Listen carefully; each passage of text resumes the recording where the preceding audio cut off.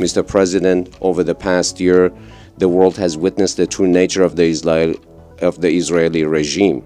It has witnessed how the regime carries out atrocities in Gaza, and in 11 months has murdered in cold blood over 41,000 innocent people, mostly women and children.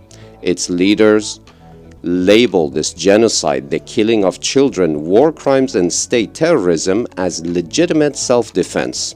They label hospitals, kindergartens, and schools as legitimate military targets. They label the freedom-loving and brave people around the world who protest against their genocide as anti-Semitic.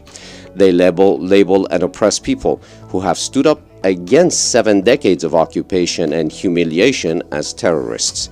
It is Israel that has assassinated our scientists, diplomats, and even guests on our soil, and supported, both covertly and overtly, terrorist groups like ISIS.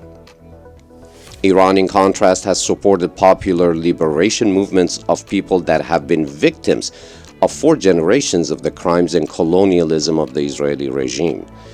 We have been siding with the people across the world who have flooded the streets in outrage against Israeli atrocities. We condemn Israeli crimes against humanity.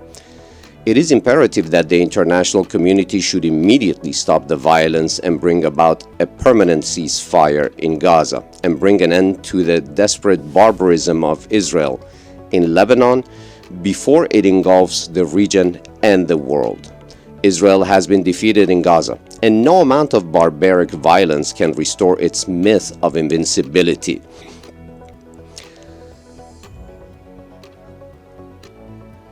Naturally, blind Israeli state terrorism over the past few days in Lebanon, followed by a massive aggression with thousands of victims, cannot go unanswered.